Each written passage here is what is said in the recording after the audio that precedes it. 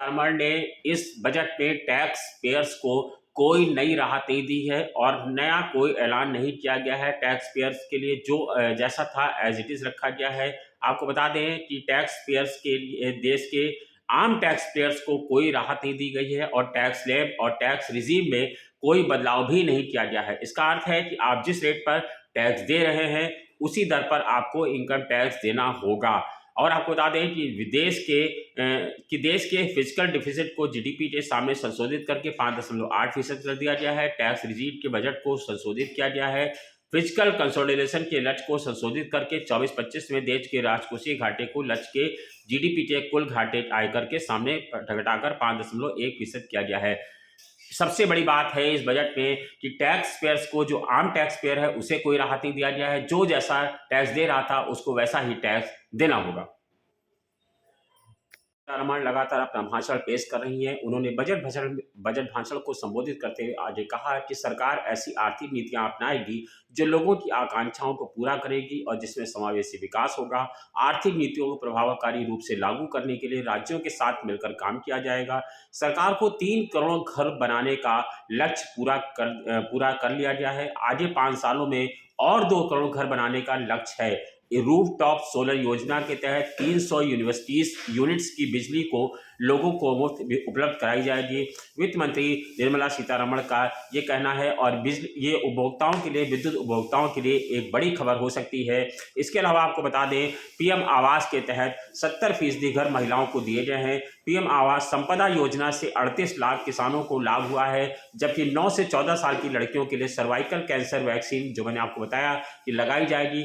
आयुष्मान भारत का लाभ सभी आशा वर्कर और आंगनवाड़ी वर्कर्स को दिया जाएगा। मध्यम वर्ग के लिए हाउसिंग प्लान योजना लॉन्च की जाएगी और 1 crore solar panel house hold को बिजली देने की सरकार की स्कीम गेम चेंजर साबित हो सकती है, ऐसा निर्मला सीतारमण का कहना है। उनका कहना है कि देश में महिलाओं के लिए कई स्कीम लाई गई हैं जिससे उनका आर्थिक और सामाजिक विकास हो रहा है। देश में लखपति दीदी के तहत 1 करोड़ लखपति दीदी हो चुकी हैं, जबकि इसका टारगेट 2 करोड़ से बढ़ाकर 3 करोड़ कर दिया गया है और अब 3 करोड़ लखपति दीदी बनाने का लक्ष्य रखा गया है।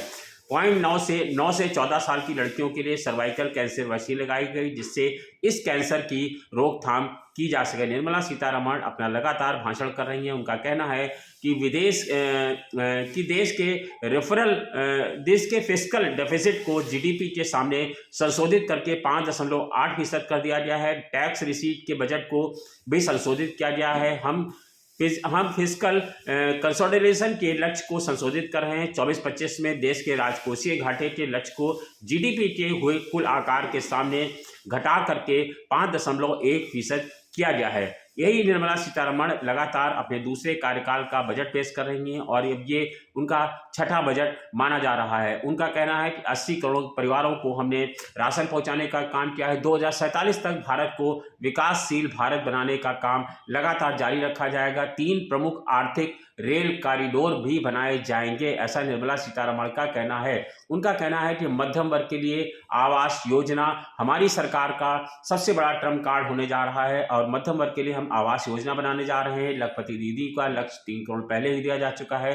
निर्मला सीतारमण ने अपने बजट भाषण को लगातार संबोधित किया है और ये उनके मोदी सरकार के दूसरे कार्यकाल का आखिरी बजट माना जा रहा है। इस बजट में तमाम सारी लोक लुभावन योजनाओं का ऐलान किया गया है और अब जब इस बजट को पेश किया जा रहा है तो माना जा रहा है सरकार की ये योजनाएं लगातार ऐसी होंगी जिससे आने वाले चुनावी वर्ष का ये कह भी सकते हैं कि ये चुनावी बजट है, जिसमें ऐसा बजट दिखाया जा रहा है कि निर्मला सीतारमण का मानना है कि भारतीय अर्थव्यवस्था में बदलाव आएगा। इस बजट को सबका साथ सबके विकास के लक्ष्य को लेकर के हम आगे बढ़ रहे हैं, ऐसा निर्मला सीतारमण का मानना है। उनका कहना है विकास के कार्यक्रमों को सरकार गांव-गांव तक पहुंचा रही है, घर-घर तक पहुंचा रही है, ताकि विकास की योजनाओं, सबका साथ सबका विकास के लक्ष्य पूरा किया जाए। कल्याणकारी योजनाओं को हम रिकॉर्ड समय में पूरा करने का भी कोशिश कर रहे हैं। उनका कहना है गरीब कल्याण ही देश का कल्याण है, ऐसा हमारी सरकार का जो मंत्र वाक्य है, जो सूत्र वाक्य है,